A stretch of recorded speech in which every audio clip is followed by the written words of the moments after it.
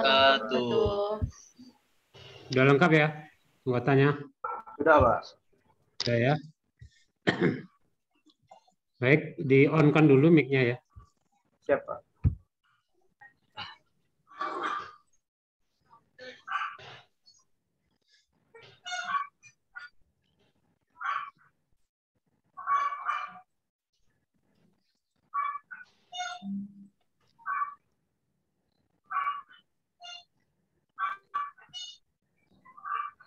Assalamualaikum warahmatullahi wabarakatuh.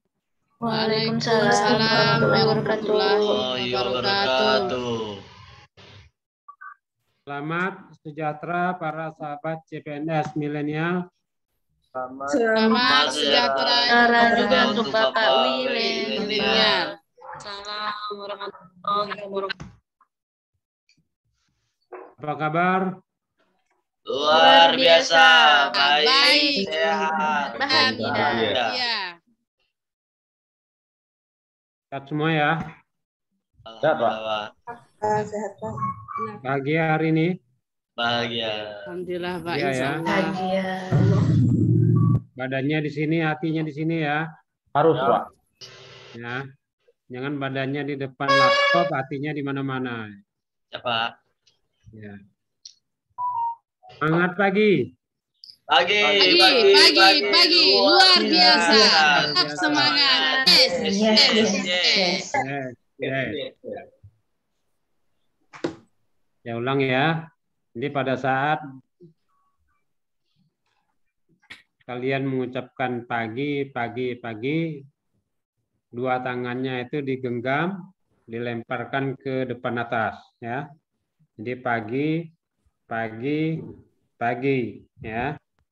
Nah, pada saat mengucapkan luar biasa itu tangannya ditarik ke belakang bawah ya. Belakang bawah. Kemudian pada saat mengucapkan tetap semangat dilempar kembali di depan atas ya. Tetap semangat itu dilempar ke atas. Kemudian pada saat mengucapkan yes itu tangannya dilempar ke bawah belakang ya. 3 kali juga yes. Ya. Jadi kita senam sambil duduk ya. Senam sambil duduk ya. Saya ulangi ya. Semangat pagi. Pagi. Luar biasa. Tetap semangat. Yes. Ulangi. Semangat pagi. Pagi. Luar biasa. Semangat. Yes. Sebelum kita mulai, mari kita berdoa.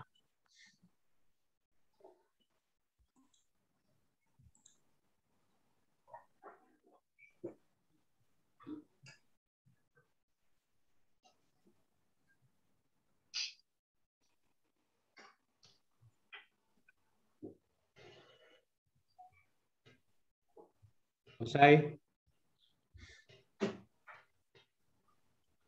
Ini perkenalkan saya, nama Irawadi, NIP 1998-01-1996-03-1004.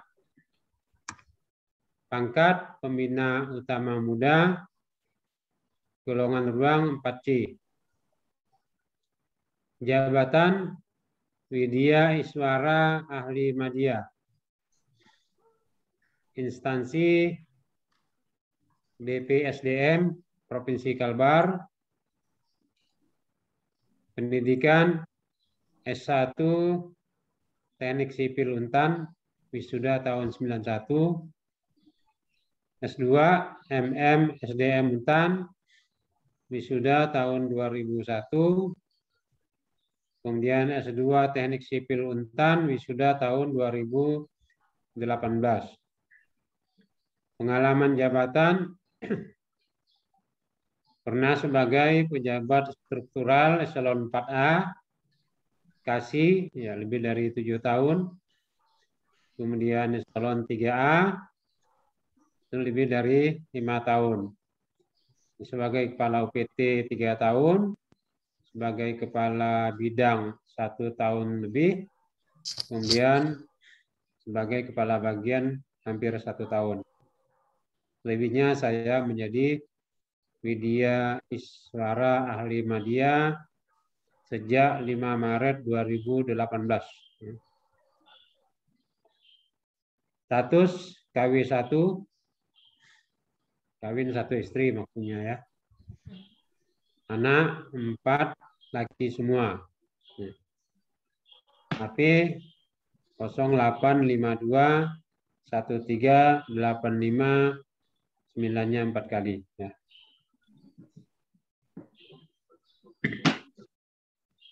Kemarin udah ngisi link pengenalan dirinya? Sudah, Pak. Sudah, Pak. Coba saya lihat sebentar ya.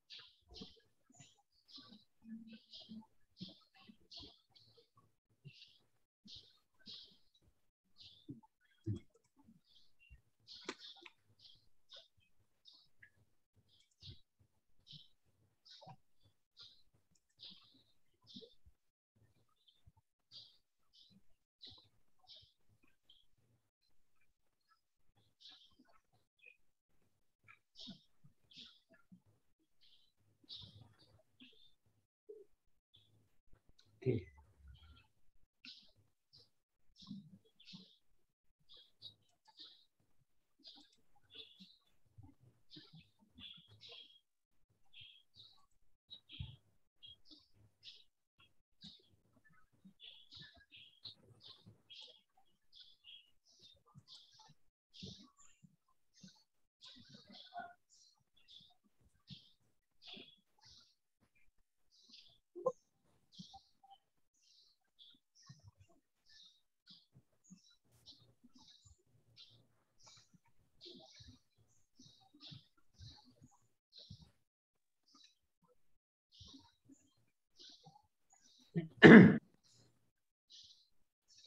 Dalam coaching agenda 1, 2, 3 ini sebenarnya yang kita akan pelajari adalah bagaimana kita melakukan aktualisasi ya.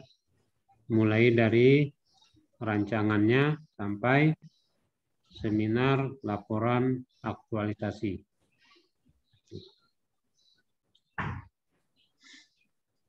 Di mana dari pembelajaran ini diharapkan peserta itu memahami konsep aktualisasi, kemudian menyusun rancangan aktualisasi, mempresentasikan rancangan aktualisasi, melaksanakan aktualisasi di tempat kerja, menyusun laporan aktualisasi, dan mempresentasikan laporan aktualisasi.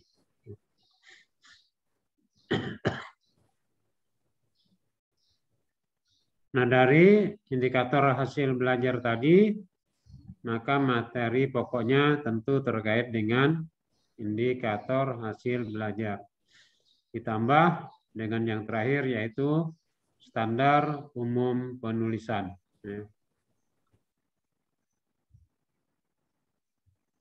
Kita lihat yang pertama, konsepsi aktualisasi. Ini ada 3 submateri yang akan kita bahas, yaitu pengertian aktualisasi, keterkaitan antara aktualisasi dengan habituasi, kemudian yang ketiga, mengidentifikasi isu atau masalah. Yang pertama, pengertian aktualisasi.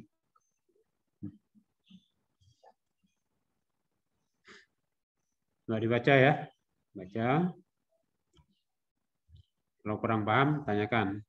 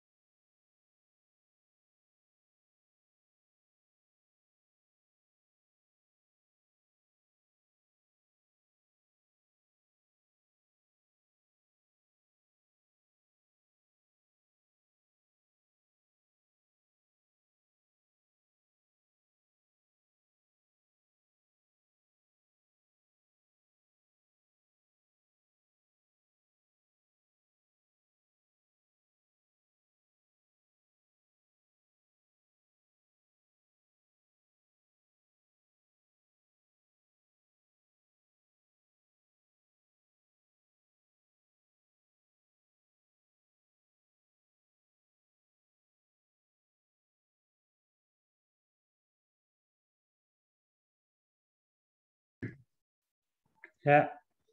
Jadi aktualisasi itu adalah menerjemahkan teori ke dalam praktek, ya. Kemudian mengubah konsep menjadi konstruk, ya. Kemudian menjadikan gagasan itu menjadi kegiatan. Nah, ini pengertian dari aktualisasi, ya. Bagaimana keterkaitan antara aktualisasi dengan habituasi?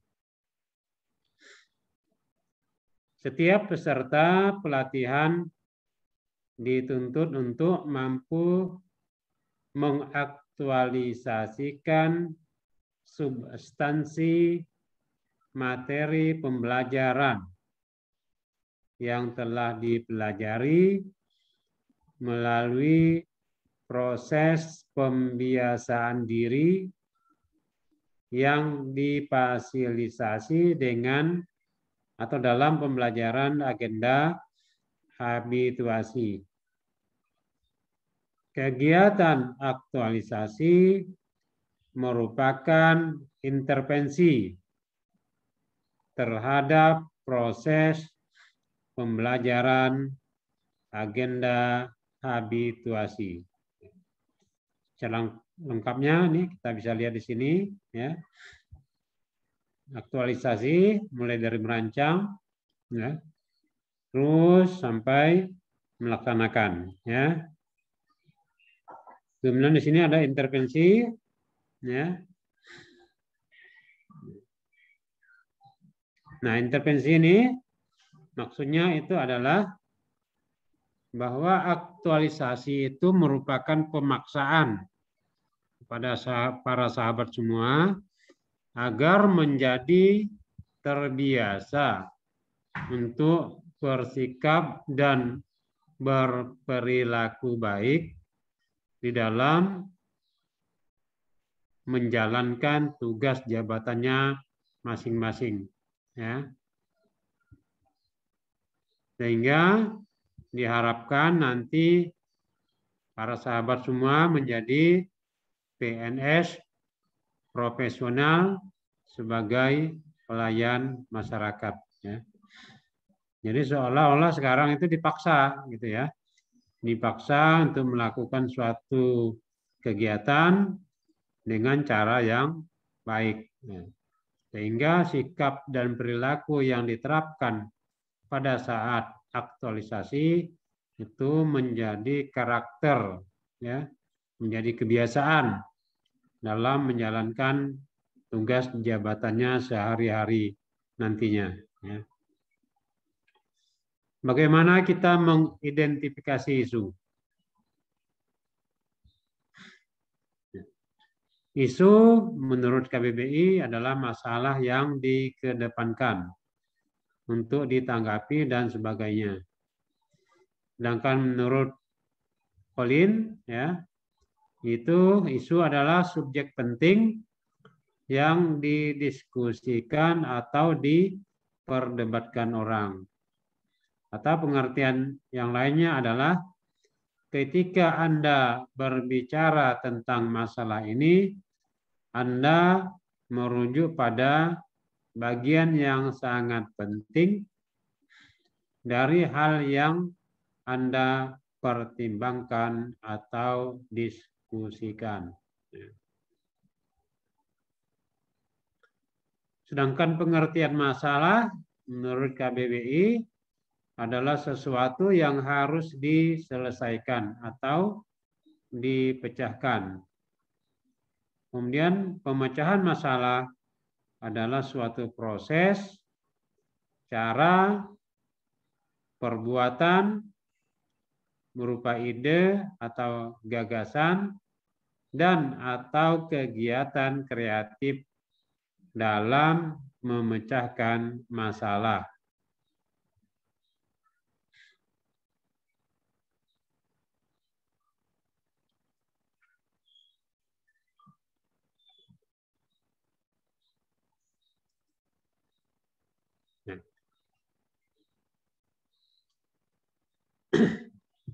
Ada 3 kemampuan dalam mengidentifikasi dan atau menetapkan isu. Ya. Kemampuan yang pertama itu adalah environmental scanning, yaitu peduli terhadap masalah dalam organisasi dan mampu memetakan hubungan kausalitasnya. Kemudian yang kedua adalah problem solving, mampu mengembangkan dan memilih alternatif, dan mampu memetakan aktor terkait dan perannya masing-masing. Kemudian yang ketiga adalah mampu menganalisis, yaitu mampu berpikir konseptual atau mengaitkan dengan substansi mata pelatihan, mampu mengidentifikasi implikasi, dampak, manfaat dari sebuah pilihan kebijakan atau program atau kegiatan atau tahapan kegiatan.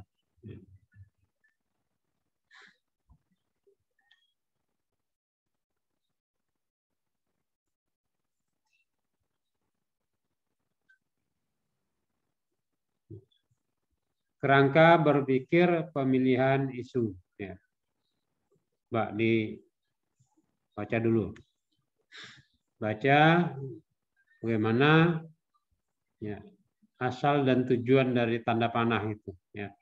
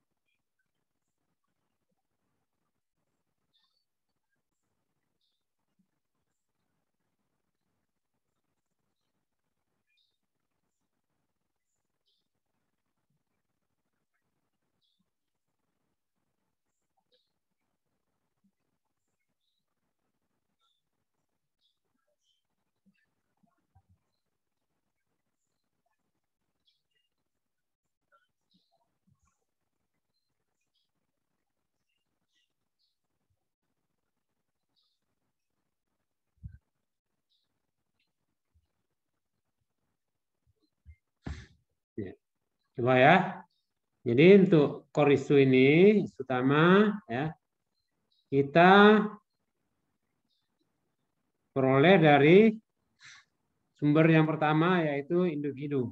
Ya. Individu ini adalah terkait dengan tugas pokok dan fungsi jabatan masing-masing CPNS. Ya. Kemudian unit kerjanya atau organisasi. Ya.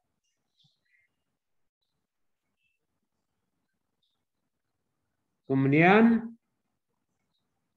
yang terkait dengan mata diklat manajemen ASN, pelayanan publik, atau WOG. Ya. Namun untuk kali ini saya harapkan ya para sahabat semua adalah berpijak pada yang nomor 2, ya, pelayanan publik. Jadi dari 2 hal ini ya digabungkan nih, mana tugas pokok dan fungsi para sahabat semua yang terkait dengan pelayanan publik yang belum dapat dilaksanakan secara optimal. Ya.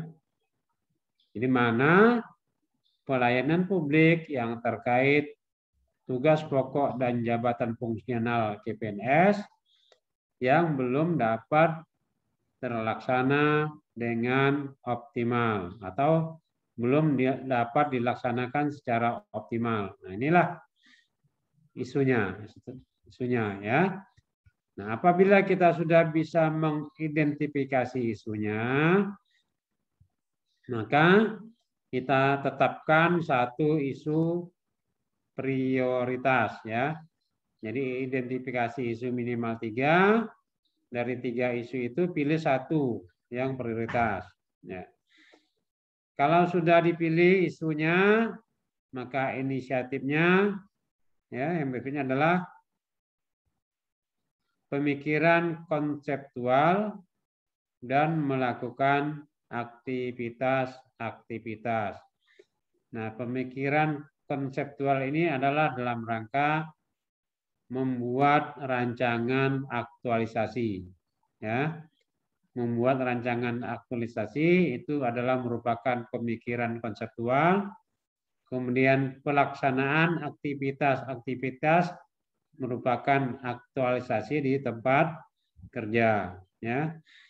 Di mana di dalam aktualisasi di tempat kerja itu para sahabat semua bagaimana mengelola dan menjalankan inisiatif tersebut.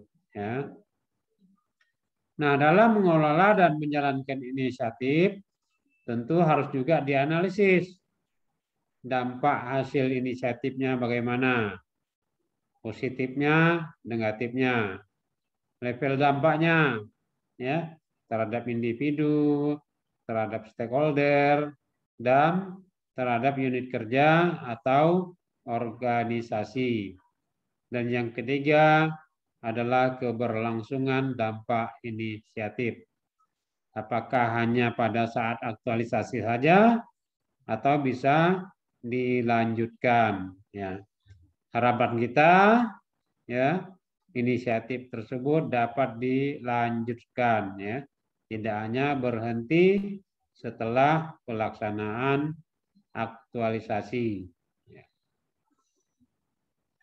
Nah, kita lihat ya, lanjut keterkaitan isu, kegiatan dan output dengan mata pelatihan ya. Jadi di sini dari gagasan ya, dari gagasan kemudian tahapan kegiatan dan output kegiatan ini harus dilihat bagaimana keterkaitannya dengan agenda 2 dan agenda 3 ya. Nilai-nilai dasar apa yang bisa diterapkan dalam pelaksanaan setiap tahapan kegiatan ya, sampai menghasilkan output kegiatan ya. Jadi itu dilihat dari nilai dasar aneka dan nilai dasar manajemen ASN, WOG, dan pelayanan publik. Ya. Ini rancangan ya, ini rancangan semua. Rancangannya selesai, kita lakukan seminar, rancangan aktualisasi, seminarnya selesai, maka melaksanakan aktualisasi. Ya. Dalam melaksanakan aktualisasi ini harus ada bukti aktualisasinya. bukti aktualisasi dalam bentuk dokumen, aplikasi, dan lain-lain. Dilengkapi dengan dokumentasi, foto atau video. Kemudian membuat laporan aktualisasi.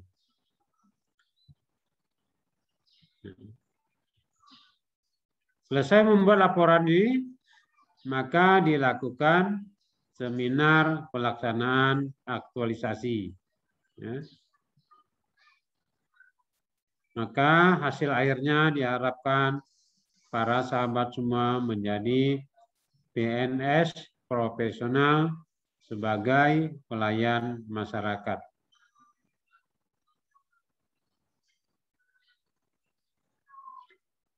Nah, semua proses ini, ya, aktualisasi ini diharapkan menjadi intervensi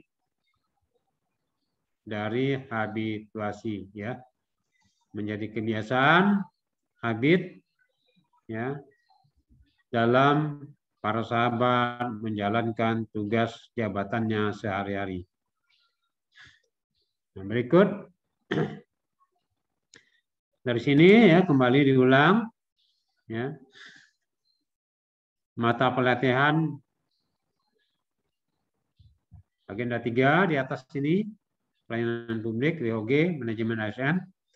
Nah, saya ulang lagi di sini, apa pelayanan publik yang terkait tugas dan jabatannya masing-masing yang belum dilaksanakan secara optimal. Itulah yang menjadi isu. Ya, saya ulangi. Apa pelayanan publik yang menjadi tugas jabatan fungsional masing-masing CPNS yang belum dilaksanakan secara optimal. Ya, itulah yang menjadi isu. Nah, isu ini harus diselesaikan melalui kegiatan-kegiatan yang dilaksanakan, di mana kegiatan ini harus didasari oleh nilai-nilai dasar dari aneka, ya, yang terkait dengan agenda 2, dan nilai-nilai dasar dari manajemen ASN, WOG, dan prinsip pelayanan publik. Ya. Ini harus diterapkan, ya, harus diterapkan dalam setiap pelaksanaan kegiatan. Nah, setiap kegiatan akan menghasilkan output, ya. Setiap kegiatan akan menghasilkan output dalam bentuk dokumen, aplikasi, atau yang lainnya. Ya, ya, semangat pagi. Di-on-kan dulu. Di-on-kan mic-nya. Ya. Mic-nya di-on-kan. Sudah, Pak. Semangat pagi. Pagi. Luar biasa. Tetap semangat. Yes.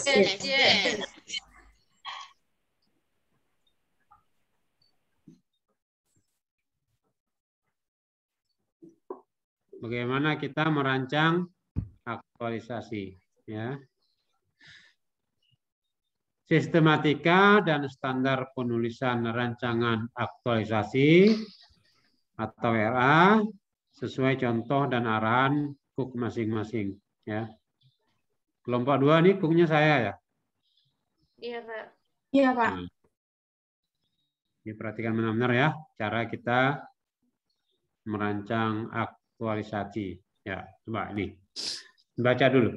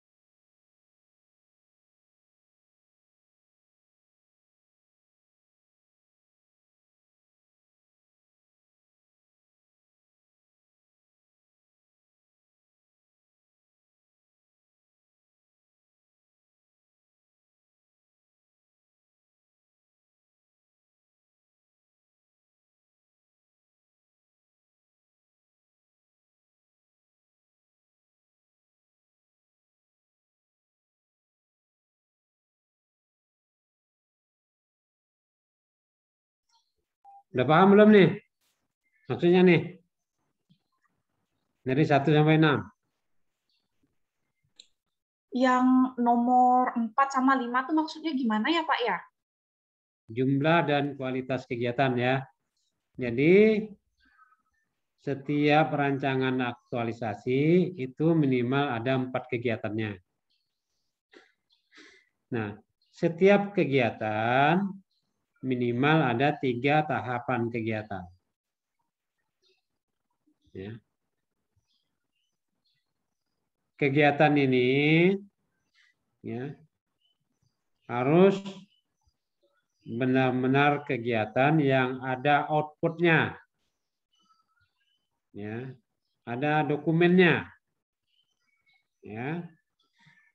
Nah, tahapan kegiatan, ya, minimal 3. 1 diantaranya adalah konsultasi dengan mentor. Konsultasi dengan mentor atau atasan merupakan tahapan kegiatan, ya, bukan sebagai kegiatan. Saya ulang, konsultasi dengan mentor atau dengan pimpinan atau dengan atasan atau dengan siapa saja, koordinasi misalnya, itu merupakan tahapan kegiatan, ya. Bukan kegiatan. Bukan kegiatan, ya.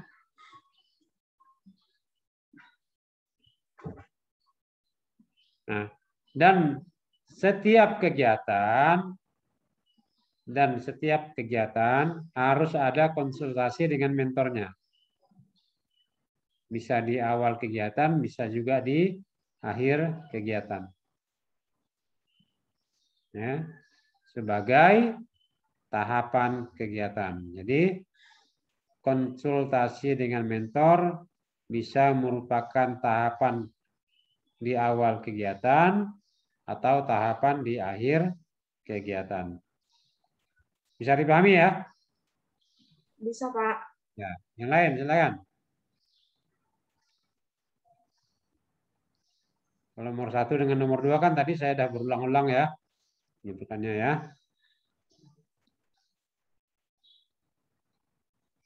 Ya, ini lanjut. Silakan dibaca dulu.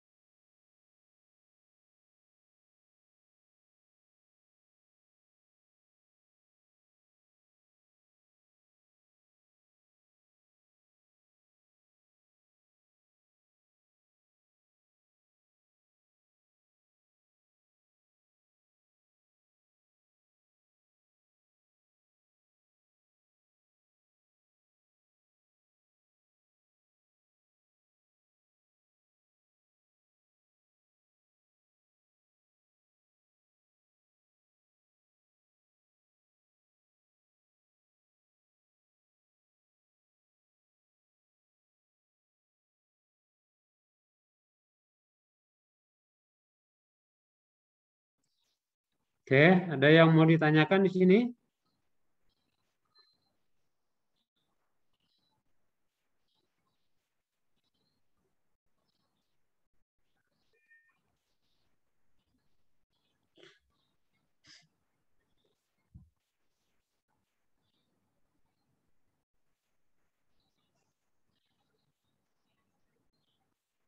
Enggak ada? Udah paham nggak?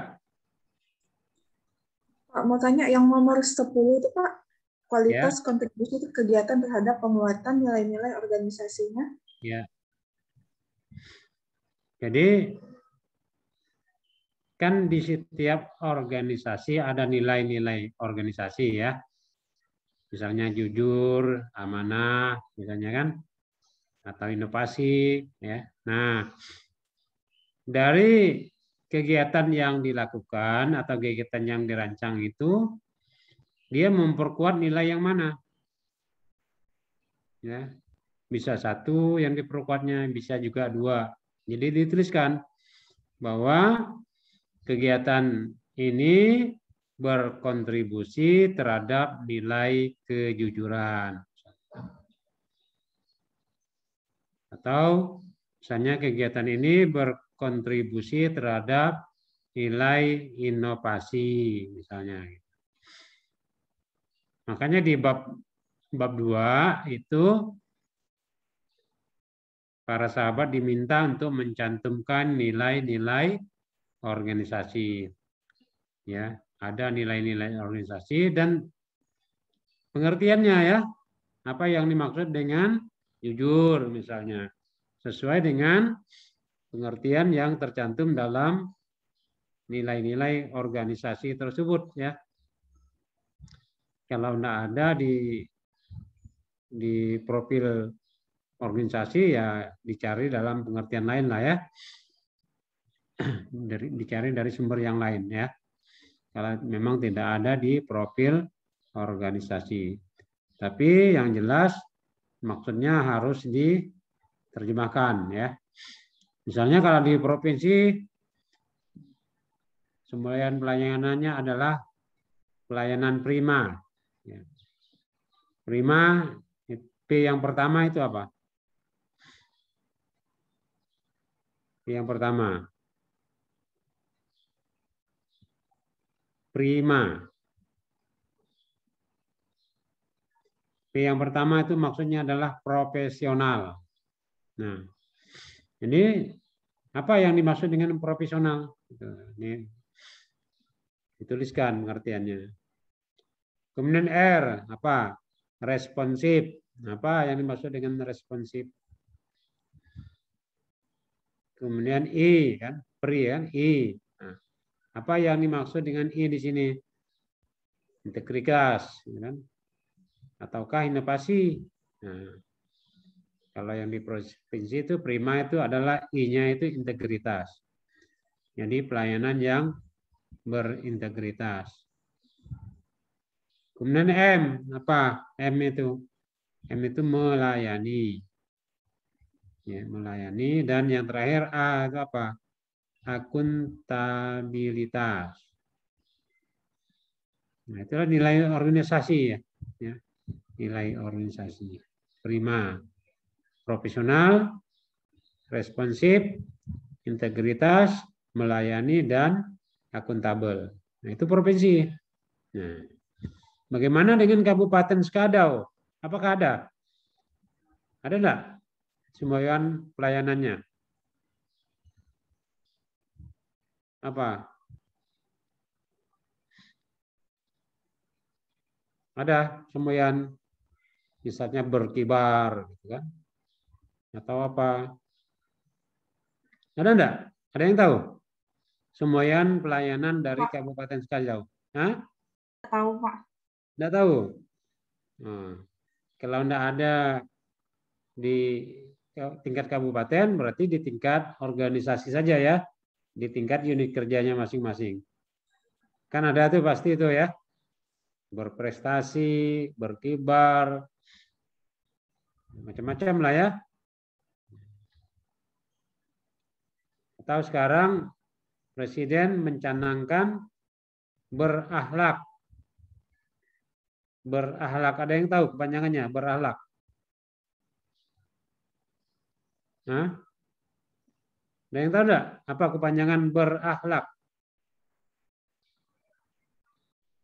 Bagus gitu ya. Nah, apa kepanjangannya? Berakhlak. Ber itu artinya adalah berorientasi pelayanan. A, apa tuh A? Akuntabel. Akuntabel. Habis A tuh huruf apa? K kan? Kompeten. Kompeten. H, apa? H. Kompeten. Hah? Harmonis. Harmonis. L, Harmonis. apa tuh? Loyal. Harmonis. Nah, loyal ini sebagai Loyal. pelaksanaan fungsi yang pertama dari fungsi ASN ya, yaitu pelaksana kebijakan publik ya. Maka di sini loyal ya. Kita sebagai ASN berfungsi sebagai pelaksana kebijakan publik ya, loyal. Terus yang A yang berikutnya apa? Adaptif. Adaptif. Adaptif itu apa maksudnya?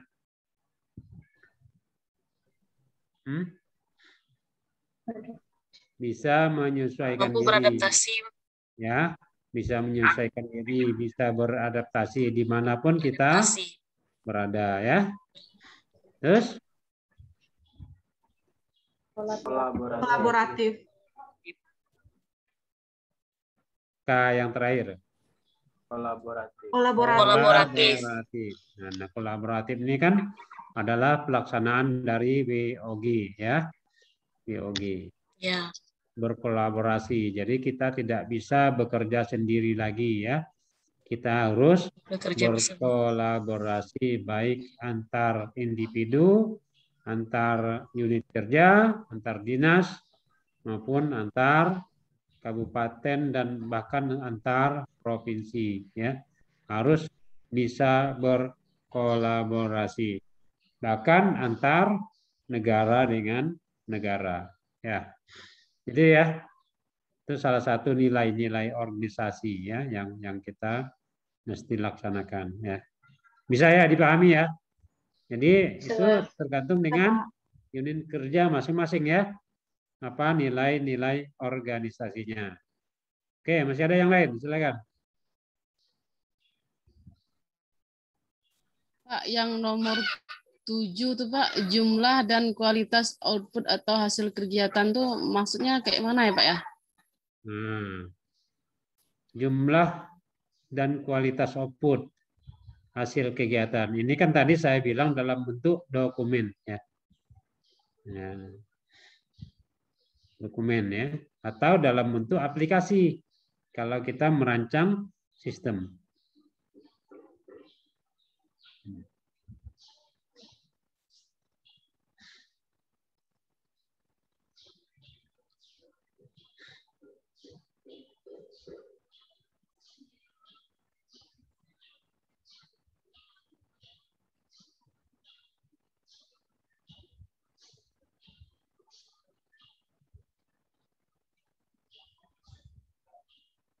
Ada yang bisa kasih contoh dokumen di kantornya? Coba apa misalnya? Mungkin SOP, Pak.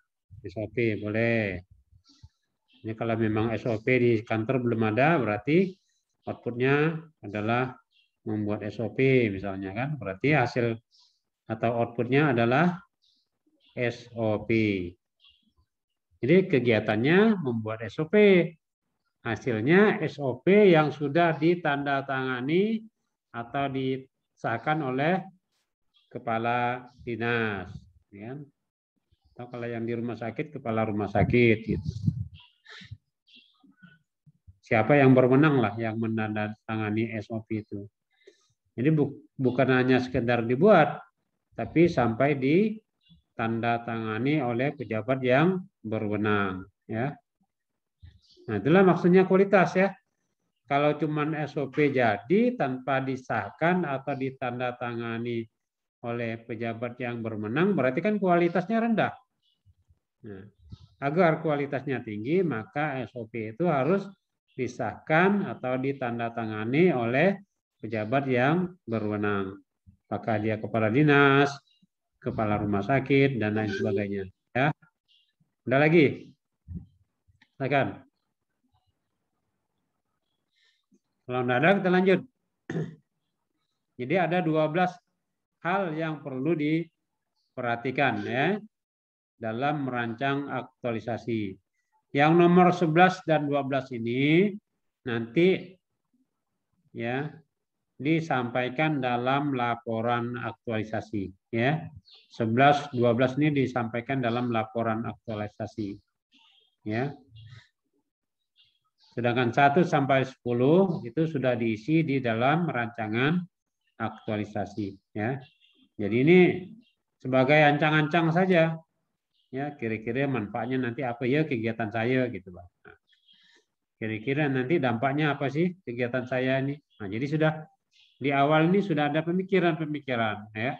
Sehingga nanti di dalam membuat laporan aktualisasi sudah tidak mengalami kesulitan kembali ya. Ya. Bagaimana kita merumuskan kalimat isu atau masalah ya. Ini ada 4 indikator ya yang harus kita buat ya, paling tidak ini 4 indikatornya. Indikator yang pertama dimulai dengan kata kerja negatif. Ya. Contohnya misalnya tidak optimalnya, kurang optimalnya, belum optimalnya, ya. Rendahnya kualitas, terbatasnya akses, misalnya ya, lambatnya pelayanan, sedikitnya hasilnya. Jadi dimulai dengan kata kerja negatif. Nah, yang berikutnya terserah apa. Kemudian diikuti oleh kata objek. Diikuti oleh kata objek, misalnya hasil belajar, ilmu pengetahuan alam, hasil belajar matematika, ya. Kemudian pelayanan medis dilengkapi. Pelayanan medis apa? Ya. Pelayanan medis rawat inap, pelayanan medis rawat jalan, atau yang lain-lain, ya. Kemudian pelayanan farmasi di mana? Misalnya kan pelayanan administrasi apa? Pelayanan administrasi IMB atau KTP. Ya. Bisa langsung dituliskan pelayanan KTP, administrasinya tidak perlu disebutkan lagi. Ya. Pelayanan IMB, jadi administrasinya tidak perlu disebutkan lagi. Karena IMB dan KTP itu adalah pelayanan administrasi. Ya. Begitu juga dengan misalnya pelayanan medis, kalau memang tidak perlu disebutkan ya tidak usah. Tapi kalau memang harus ada rincian karena sesuai dengan spesialisasi di rumah sakit kan banyak tuh. Ya. Ada perawat jalan, ada perawat inap, ada perawat macam-macam lah kan. Nah, itu bisa disebutkan spesialisasinya. Kemudian yang keempat kata lokasi aktualisasi. Ya, kalau hasil belajar lokasinya tentu di SD, SMP atau SMA. Kalau pelayanan medis lokasinya tentu di rumah sakit atau puskesmas atau di posyandu. Pelayanan farmasi bisa di ruang obat, bisa di apotik. Pelayanan EMB bisa di dinas PU atau di pelayanan terpadu satu pintu kan, atau pelayanan KTP di dinas Dukcapil. Nah, jadi ingat ya, paling tidak dibentuk dari 4 indikator. Ya, yang pertama kata kerja negatif, yang kedua apa? Kata objek. Yang ketiga kata subjek, yang keempat Lokasi. Untuk kata tidak nanti dilihat di KBBI ya apa pengertiannya ya. Kata tidak, kata belum, kurang, ya. Sehingga nanti penerapannya tepat ya. Apa sih yang dimaksud dengan tidak? Apakah yang dimaksud dengan kurang, gitu ya? Sehingga penerapannya benar. Ini rendah, ya. Jadi jangan sampai keliru.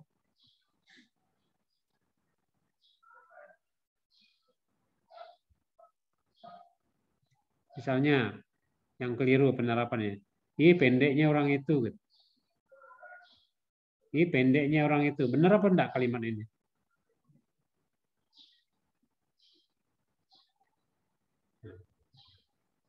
Karena lawan pendek itu apa? Panjang kan? Nah, tidak tepat penerapannya kepada orang. Tapi itu kebiasaan kita kadang-kadang. Ini pendeknya dia. Yang benar rendahnya, tingginya. Nah, lawan kata dari rendah adalah tinggi. Kalau tinggi kan biasa kita mengucapkannya, tingginya orang itu. Nah, kalau dia rendah, jangan kita bilang pendek. Harusnya rendah. Gitu. Nah, jadi itu ya penerapan kata yang benar. Terbatas, lambat, sedikit. Ya. Nah, ini coba perhatikan ya. Contoh dalam kita membuat kalimat isu atau masalah ya. Jadi di sini contoh bab 4 ya, rancangan aktualisasi. A, identifikasi kondisi dan penetapan isu masalah prioritas. 1, identifikasi dan kondisi isu masalah. Ya. A. Belum optimalnya hasil belajar ilmu pengetahuan alam siswa kelas 3 Sekolah Dasar Negeri 20 Kota Pontianak. Ya. Di mana kata kerja negatifnya? Belum optimalnya. Belum optimalnya. Sebelum jawab, on-kan dulu ya mic-nya ya. Objeknya mana? Hasil belajar. Belajar. Ilmu pengetahuan alam. Lengkap ya harusnya. Hasil belajar. Ilmu pengetahuan alam. Alam siswa. Kemudian subjeknya mana? Siswa kelas 3 Sekolah dasar negeri 20 Kota Pontianak. Ya, siswa kelas 3 saja. Siswa kelas 3. Iya. Subjeknya siswa Lokasinya baru kelas SD. 3. Baru lokasinya di mana? Sekolah dasar negeri 20. Sekolah dasar negeri 20 Kota Pontianak. Nah, karena kita berbicara fakta, bukan fiksi, apalagi dugaan, ya, maka kita harus menampilkan data. Ya. Jadi pernyataan masalahnya apa? Hal ini terlihat dari banyaknya nilai PAS IPA siswa yang belum mencapai nilai KK. Untuk mendukung pernyataan ini, tentunya ditampilkan datanya. Hasil PAS tersebut. Ya. Tampilkan data hasil PAS. Ya, kalau guru kelas ini bisa mungkin IPA, mungkin matematika, mungkin IPS, ya.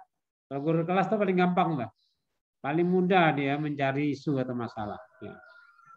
Tinggal satu bentuk susunan kalimat, tinggal mengganti nama mata pelajarannya saja. Sudah bisa dia. Kalau izin Pak, mau nanya kalau untuk guru TK itu gimana ya Pak ya? Nah, guru TK, apa yang dilihatlah di masalahnya di TK itu? Pak, kira-kira? Dia kalau seandainya untuk membaca berhitung mungkin belum bisa kali Pak ya, karena kan TK kan tidak wajib Pak ya. Jadi apa? Kalau seandainya mengenal angka atau mengenal huruf itu bisa enggak masuk, Pak? Boleh. Kita jadikan isu, Pak.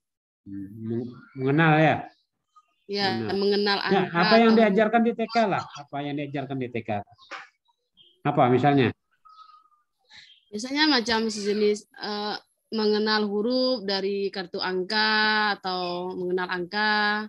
Misalnya melipat juga, Pak. Banyak sih sebenarnya kalau TK sih, Pak, lebih banyak kepada itu kan.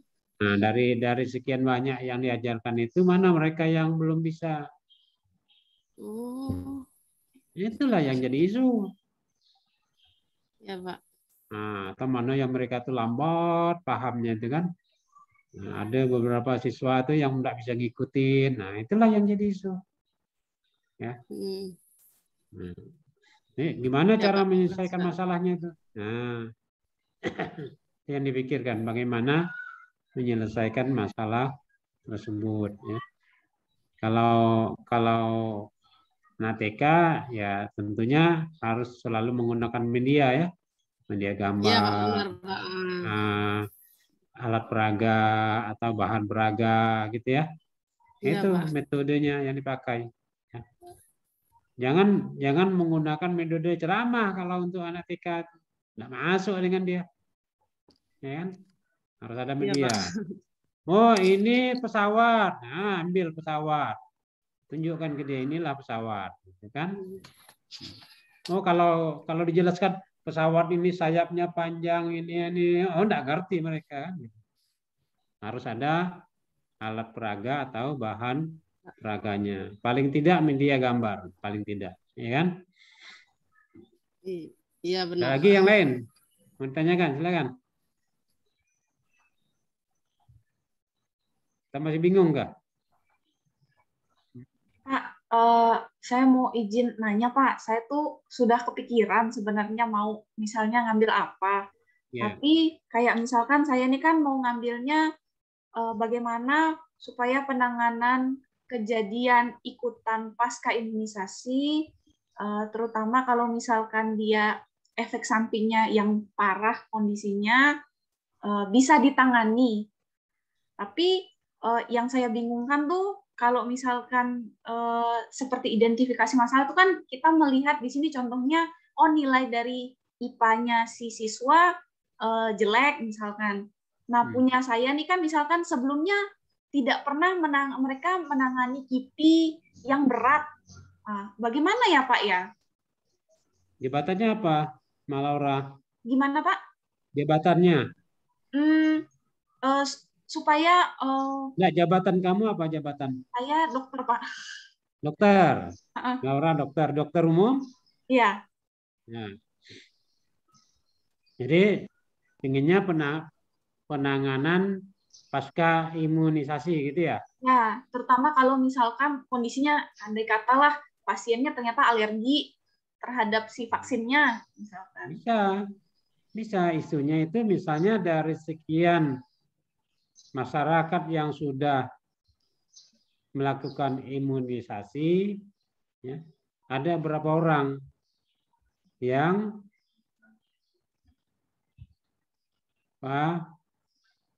terkena dampak negatif dari imunisasi tersebut, ya. Nah, kan bisa didata tuh. Tapi maksud saya nih Pak, supaya vaksinatornya, kami yang sebagai penyuntiknya mengetahui cara penanganannya sebenarnya Pak. Dalam artian sebelumnya kan belum optimal nih ngertinya. Jadi kita mau memaksimalkan supaya mereka mengerti. Sebelum ini yang mengerti itu siapa? Vaksinatornya Pak, yang nyuntiknya. Oh, jangan begitu. Tidak boleh. Itu mengintervensi teman sekerja. Tidak boleh. Jadi yang boleh itu adalah bagaimana Anda melakukan pelayanan kepada masyarakat sebaik mungkin. Ya. Bukan pelayanan kepada atau intervensi kepada teman sekerja. Tidak boleh. Gitu ya. Ini misalnya bagaimana Anda melakukan penanganan terhadap pasien pasca vaksin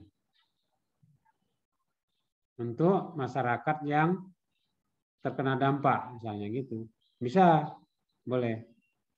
Nah, untuk penanganan itu bagaimana langkah-langkahnya? Tentu harus ada kegiatan. Kegiatan pertama apa, kedua apa, ketiga kan.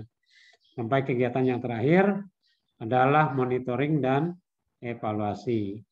Apakah pasien yang sudah ditangani tersebut sembuh atau tidak sembuh.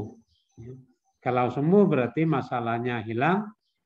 Kalau tidak sembuh berarti masalahnya tidak hilang. Atau kalau misalnya sembuh sebagian, tidak sebagian, berarti masalahnya hanya berkurang. Gitu.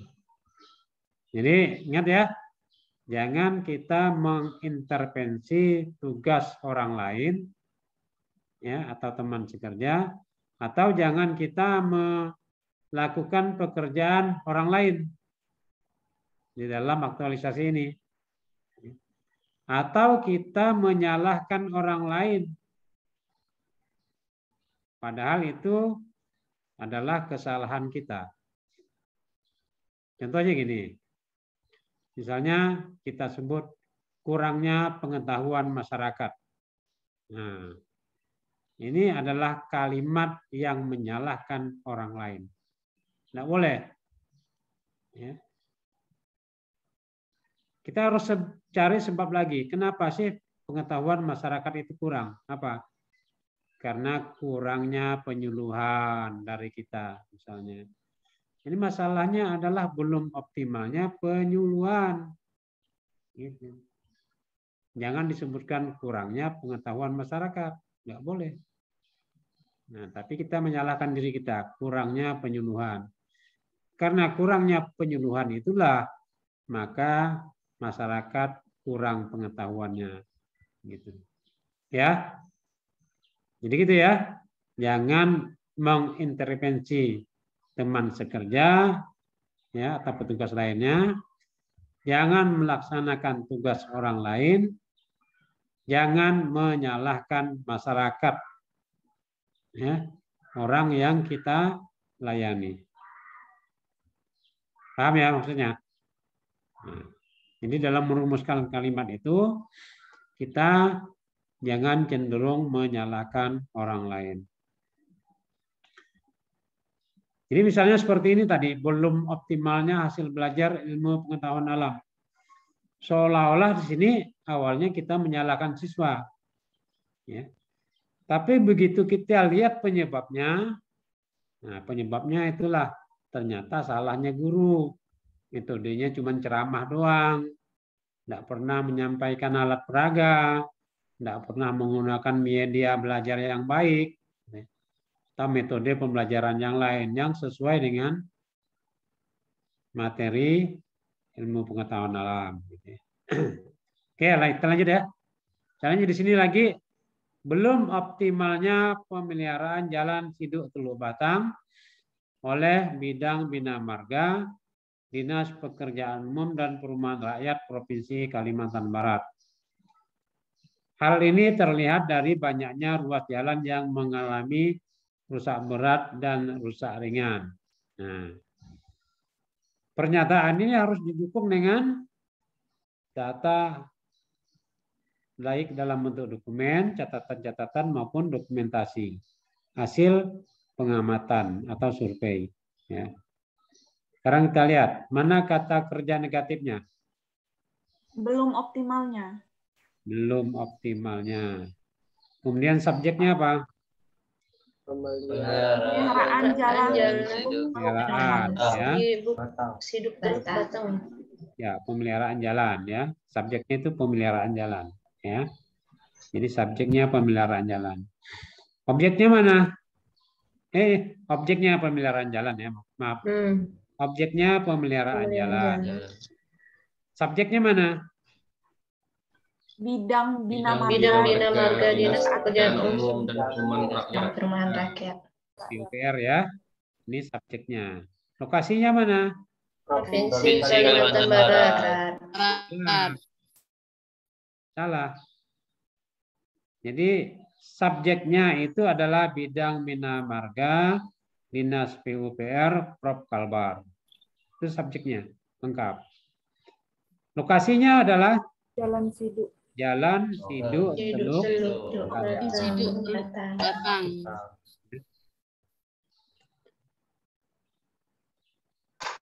Ini kan nanti kelihatan kan dari foto-foto kan kelihatan ada lubang, ada retak dan sebagainya ya. Berikut. Belum optimalnya pelayanan kesehatan pasien pada Puskesmas Siantan Hilir. Nah, apa nih? Masalahnya apa? Pernyataannya. Hal ini terlihat dari lamanya waktu antrian yang lebih dari 30 menit ya pada Puskesmas Siantan Hilir. Nah, untuk mendukung pernyataan ini kita harus mengamati, harus melakukan survei ya. Dari awal pendaftaran sampai pasien itu mendapat pelayanan yang pertama berapa menit. Ya. Kalau misalnya lebih dari 30 menit satu orang ya, maka bisa kita nyatakan bahwa pelayanan pasiennya belum optimal. Kalau kurang dari 30 menit berarti sudah optimal. Nah, gitu. Ini tentu bisa dilihat dari pengamatan ya, dari catatan. Misalnya pasien pertama datang jam 8. Ya, ternyata dari hasil pengamatan itu dia baru mendapatkan pelayanan pertama pada pukul 8.40 menit. Berarti kan 40 menit dia nunggu itu. Antri itu ya untuk mendapatkan pelayanan yang pertama. Lama kan?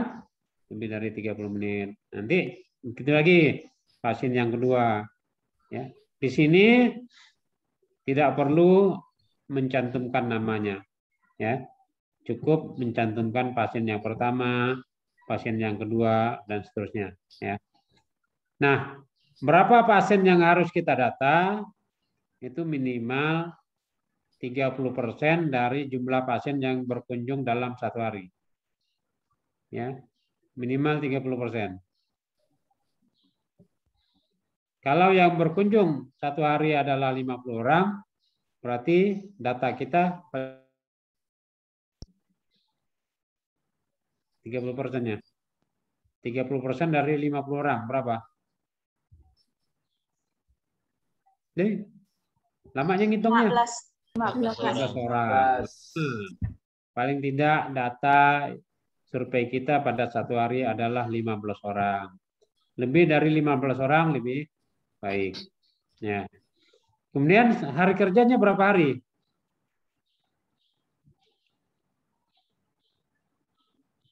Satu minggu. Berapa hari kerja? 5 hari kerja. 5 hari kerja. Berarti kalau 30% dari 5 hari kerja berapa? 3 hari. Ya, 1,5 hari. 2 hari. 1,5 hari. Ya udah kita genapkan 2 hari. Gitu ya. Berarti kita melakukan survei selama 2 hari. Kan lebih bagus kalau kita melakukan survei selama 3 hari. Pada hari-hari berkunjung yang ramai. Nah, hari-hari apa masyarakat berkunjung yang ramai itu? Gitu. Ya. Jadi kita lakukan selama 3 hari, satu hari paling kurang 15 orang. Lebih dari 15 orang akan lebih bagus ya. Semakin banyak data yang kita tampilkan, semakin bagus dalam mendukung pernyataan kita. Ya. Nah, kalau misalnya data minimal tadi 15 orang, ya udah kita ambil misalnya 25 orang atau 30 orang. Itu akan lebih bagus, lebih akurat. Ya. Semakin banyak data yang kita tampilkan, semakin bagus.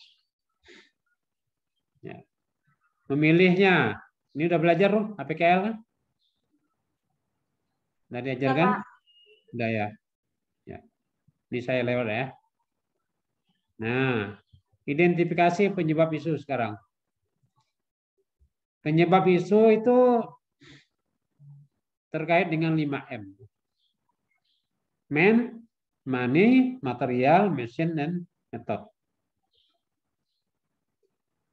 Kalau sumber daya manusia, kekurangan sumber daya manusia atau tidak disiplinnya sumber daya manusia bukan kewenangan CPNS. Ya. Money, uang, kurangnya uang bukan kewenangan CPNS. Material, kurangnya bahan bukan kewenangan CPNS. Mesin, kurangnya peralatan bukan wewenangnya CPNS. Tapi kalau misalnya belum optimalnya penggunaan peralatan, itu boleh. Nah, yang banyak terkait dengan CPNS adalah metodenya. Metode pelaksanaan. Ya. Nah, metode pelaksanaan ini itu bisa dalam bentuk sistemnya, bisa SOP-nya, bisa strateginya, bisa model, bisa metode itu sendiri, ya, bisa media, bisa alat peraga, bisa bahan peraga. Yang belum optimal penerapannya atau pelaksanaannya. Ya. Jadi jangan memilih yang 4 hal tadi ya, tapi pilihlah metode pelaksanaan. Ya. Contohnya, dari isu yang pertama tadi, penyebabnya ada 3. Kurang bervariasinya buku, belum optimalnya penggunaan metode, kurang bervariasinya media. Nah, dari 3 penyebab ini mana yang dipilih penyebabnya? Yang nomor 2, Pak. Nomor 2, boleh. Gimana lagi yang boleh? 3. Nomor 3 boleh. Nomor 1 boleh enggak? Boleh. Tidak boleh. Karena Anda tidak bisa menyelesaikannya. Apakah Anda mau beli buku sendiri? Nah, ya. Jadi yang bisa dipilih nomor 2 dan nomor 3. Kalaupun bikin media kan tak mahal, ya. Ya, enggak mahal lah, pakai uang gaji pertama masih bisa lah. Kan gitu. Ya. Ke contoh yang kedua. Ada 3 penyebab isunya. Mana yang bisa diambil oleh CPNS? Nomor 2 sama nomor 3. Nomor 3. 2 dengan nomor 3. Karena nomor 2 bisa diselesaikan oleh CPNS, nomor 3 pun juga bisa. Ya, nomor 1 Nggak bisa. bisa, ya. Karena ini bahan kan. Nah. Oke. Isu nomor 3. Mana yang bisa yang diambil?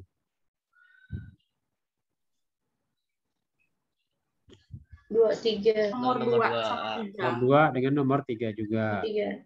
Nomor 1 boleh enggak tuh? Enggak boleh. Tidak boleh. Enggak boleh. Bukan wewenang CPNS. Itu wewenangnya kepala puskesmas. Ya. Jangan coba-coba kau nak ngatur kawan nih. Kau nih kelahi nanti. Kelahi sama teman itu. Kurang harmonis jadinya kan? Ya. Bagaimana memilih isu? Memilih penyebab isu gunakan USG ya. Sudah belajar ya, saya kira.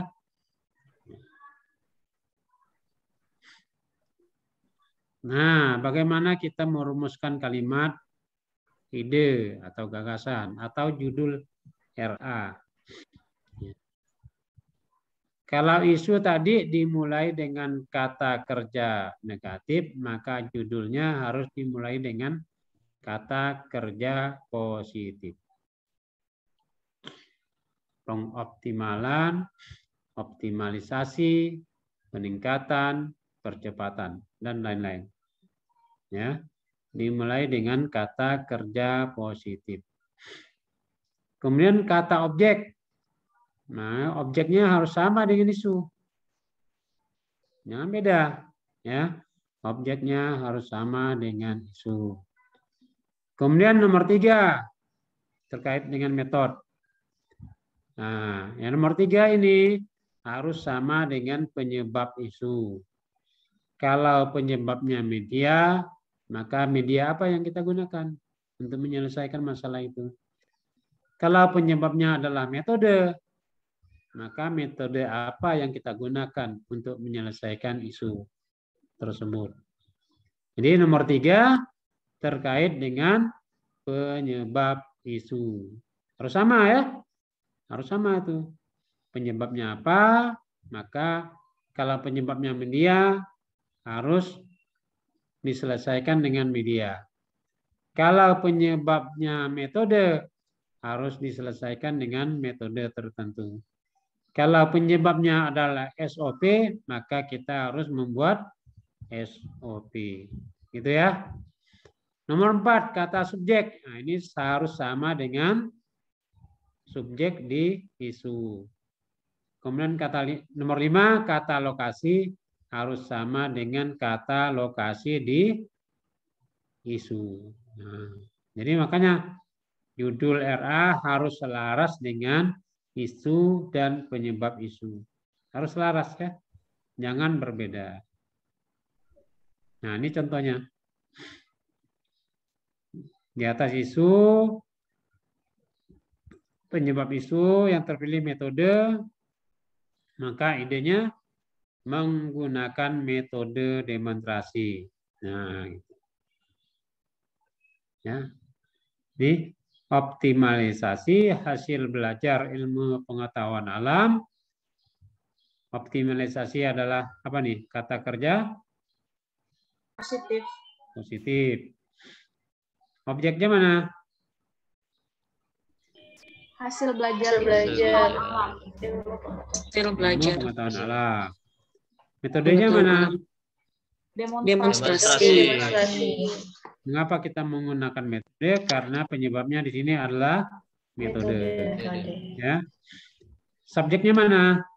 Siswa Kelas 3. Lokasinya? Sekolah Dasar Negeri 20 Pontianak. Sekarang kita lihat. Ya. Objeknya sama enggak dengan yang diisu? Sama. Sama. Lokasinya sama enggak? Sama. Sama. Subjeknya sama enggak? Sama. Penyebab masalahnya adalah mengenai metode, maka penyelesaiannya masalahnya kita menggunakan metode. Ya. Good. Di sini. Nah, ini juga terkait dengan metode, ya. Penyebabnya adalah metode, maka kita selesaikan dengan metode. Ya. Oke, yang 3 nih. Belum optimalnya pelayanan kesehatan pasien pada Puskesmas Siantan Ilir, misalnya. Di sini penyebabnya adalah belum optimalnya sistem antrian. Ya. Misalnya penjelasannya adalah masih menggunakan sistem manual, gitu ya.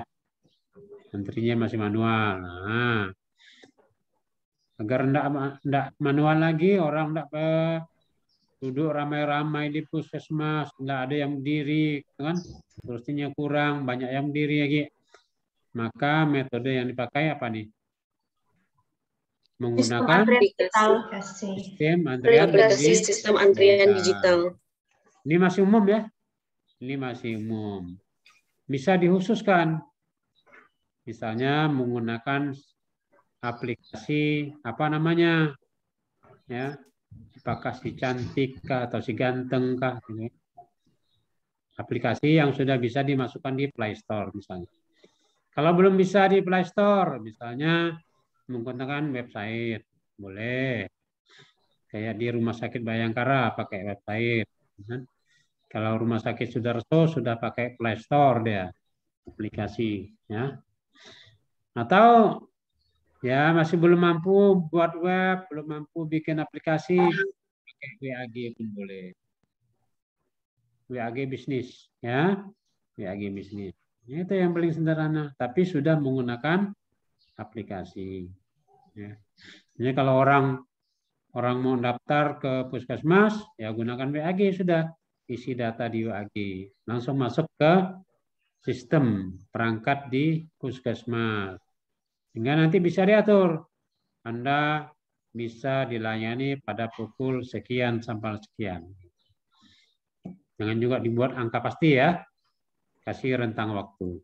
Nah, sehingga sebelum waktu pelayanan ada, dia bisa datang itu.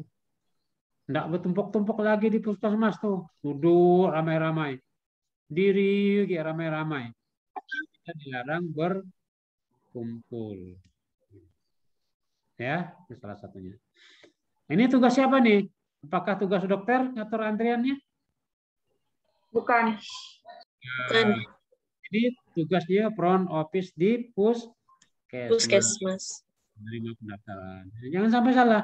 Jangan pula dokter milih ini pula nanti. Atau perawat milih ini pula kan. Nah, ini cuma contoh ya. Ini contoh bukan untuk dokter, bukan untuk perawat. Ini adalah untuk petugas pendaftaran ya. Nah, kata optimalisasi itu apa? Artinya nih, cari di KBBI ya. Nah, untuk proses rencana aktualisasi, ya, ini saya menggunakan tabel vertikal ya. Saya menggunakan tabel vertikal seperti ini. Ya. Penjelasannya sudah ada contoh yang saya bagikan ya. Nah, di sini ada keterkaitan dengan aneka, ada keterkaitan dengan MASN, WOG, dan pelayanan publik. Ya. Kontribusi terhadap visi misi organisasi, kemudian penguatan nilai organisasi. Nah, ini tadi nih kembali apa nilai organisasi yang didukung dari kegiatan yang dilaksanakan. Ya.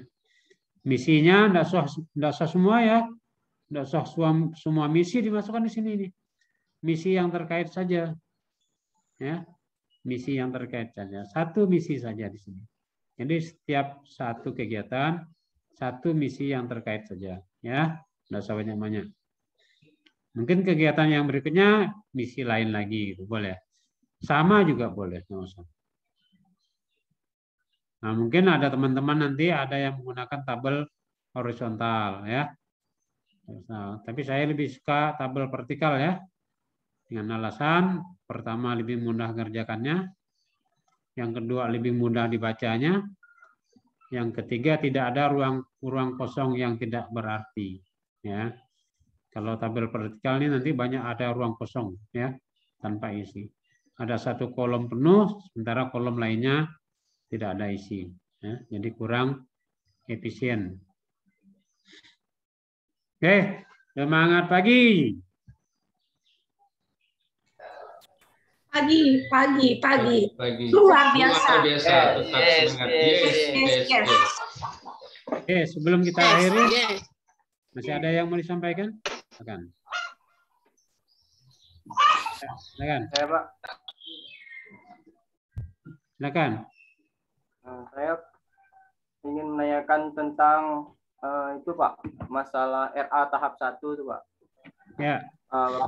Bapak kan sampaikan di WA grup kalau RA tahap 1 dikumpulkan tanggal 7 ya Pak. Ya.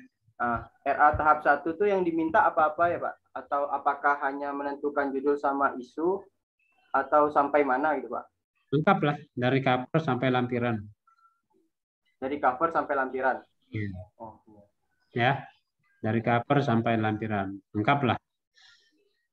Agar nanti bisa dilihat mana yang kurang, mana yang kekurangan itu yang harus diperbaiki. Terus ya. Cara penyampaiannya apakah ke Japri ke Bapak lewat WA atau nanti bagaimana? saya kirimkan linknya. Oh, link iya. Google ya. Saya kirimkan link Google Form via WAG ya. Siap Pak. Jangan Japri ke WA saya nanti. Siap Pak. Itu aja Pak. Terima kasih. Oke, silakan. Kalau tidak ada, ya, kita akhiri ya. Sebelum kita akhiri, mari kita berdoa. Doa dimulai.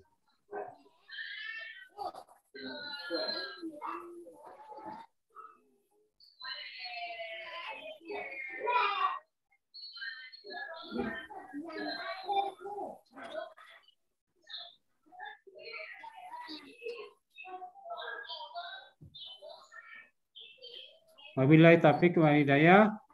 Wassalamualaikum warahmatullahi wabarakatuh. Waalaikumsalam warahmatullahi wabarakatuh.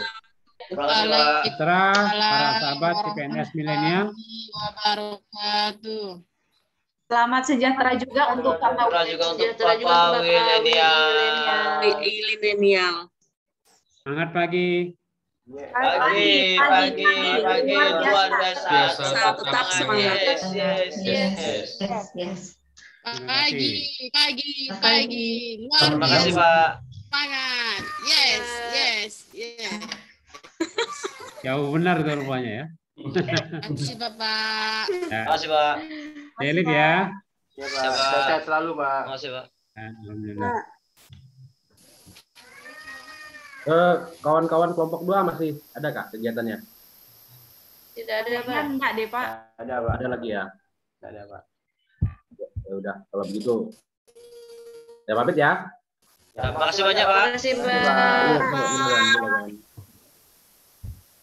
Baik, ada para peserta sekalian. Mungkin saya jarang nongol ya di angkatan 134 ini karena banyak keliling room seperti itu.